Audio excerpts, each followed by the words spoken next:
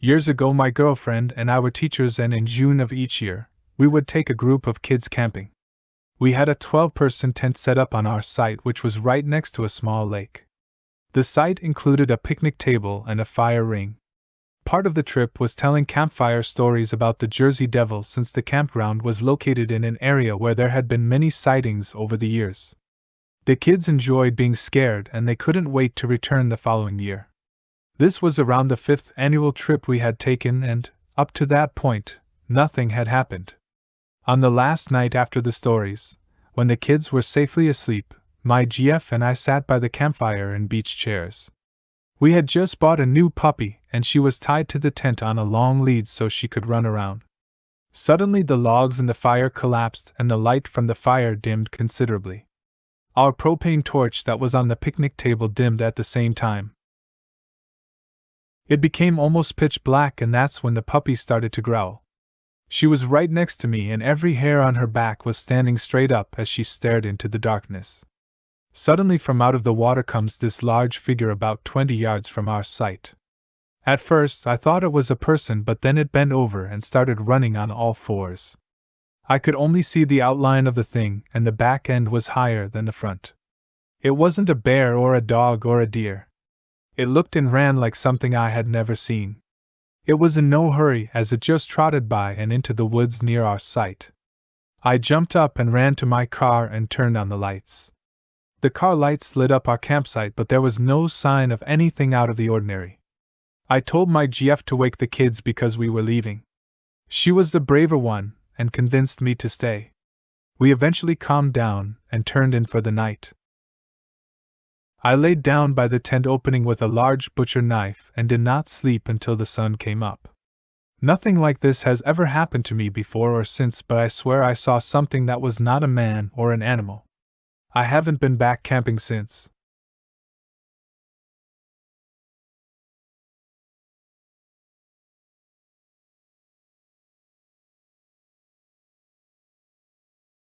So wanted to share an experience I had back in the spring of 2018. I have had a few what could be considered paranormal experiences in my life, but this was the most recent and unnerving. I am an avid outdoorsman and love to hunt and camp around the Francis Marion and Sumter National Forest.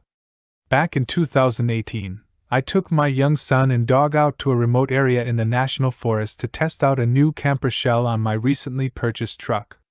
We found a secluded area off a dirt road, made dinner, and then packed it in for the night as soon as it got dark.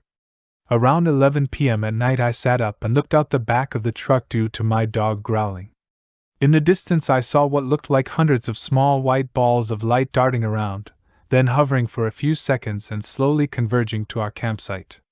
They looked just like the dust orbs you see on videos, but these were producing light in a completely dark forest.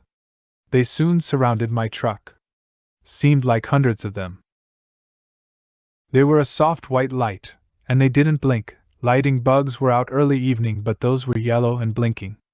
After 30 minutes of them floating around and concentrating around us, I finally worked up the nerve to open the truck and lit a lantern, and they promptly disappeared.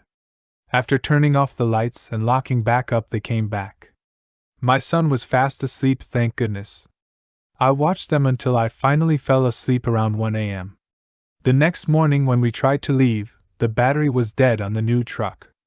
There wasn't any lights in the back cab where we would have used any power. A week later I had to replace the electric control module. Not sure if that is relevant info, but thought I would add it.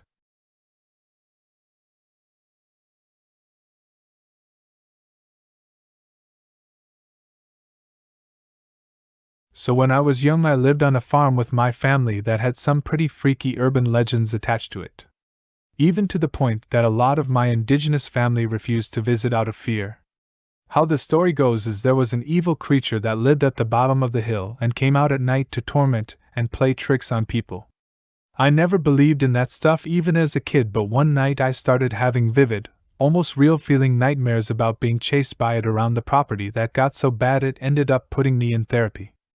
After a year of being haunted by this thing, I tried to tell my family that I wanted to move because of how real these nightmares were, but they just thought I had a wild imagination. It wasn't only the nightmares that made this so horrifying, though. Some days we'd find ravaged chickens, and other days goats would go missing. I'd have friends stay over and never come back, and sometimes late at night we'd hear something chasing our horse in the field, and she would go crazy and scream into the early hours of the morning. Me and my sister started to believe that this thing was very real. One day a friend of the family's came to visit and stayed in the cabin down the back of the property, which was the first night I'd managed to have a proper sleep in months.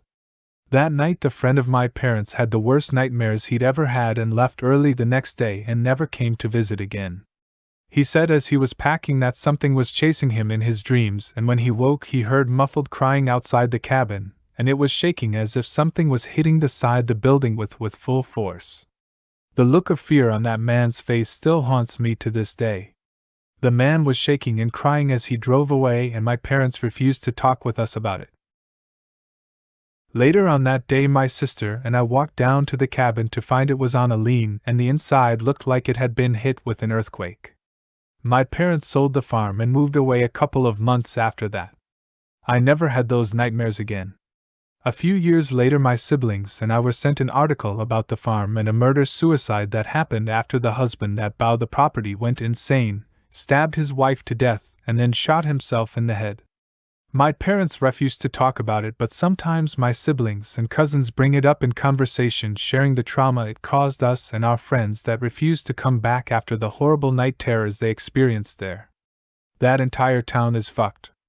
Everyone that leaves that township has a traumatizing story that is either logic-based or supernatural.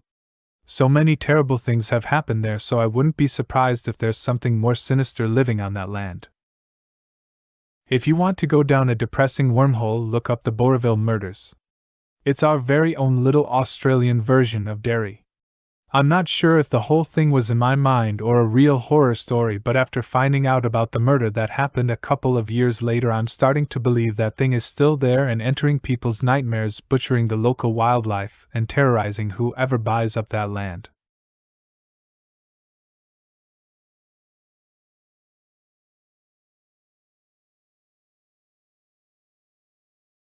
Me and my family used to go camping in the northern parts of Alaska.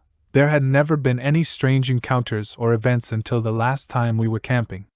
So when we arrived, we parked our car and then started walking into the woods for about an hour until we found a big clearing where we thought was a good place to set up our tent.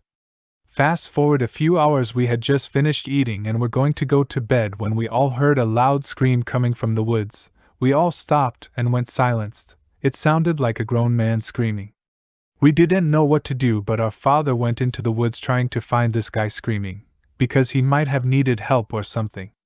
We just waited in our tents for what felt for an eternity when our father finally returned, but when he came back he was not same as before. He acted weirdly and didn't say much words. We tried to ask him what he had done in the woods, but he never replied really. We thought this was really weird, but we maybe thought he was tired because he doesn't talk much when he is tired.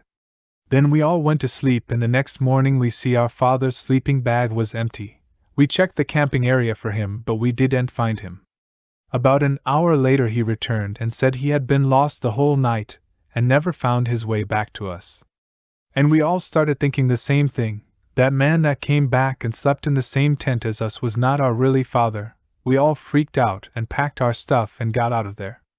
We never really returned to that place ever again, or did any more camping.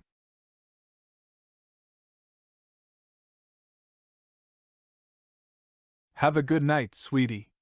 We'll be back after midnight, my mom said. Don't forget we left extra candy in the basement in case you run out. I know, you told me like 6 times. Just go. Have fun, I'll be fine. They gave me one last worried look. As a 15-year-old, I had only been left home alone on rare occasions. My dad was giving me a distrustful sideways glance as if he didn't believe in my ability to remember basic instructions. Reluctantly, they began to descend the front steps and walk towards the car wearing their couples' grease costumes. They were going to a Halloween party, which made what my dad said next slightly ironic. Okay, we're going. Remember, no parties, no girls, no drinking or drugs. Do lots of drugs, have unprotected sex, Invite people over and get drunk,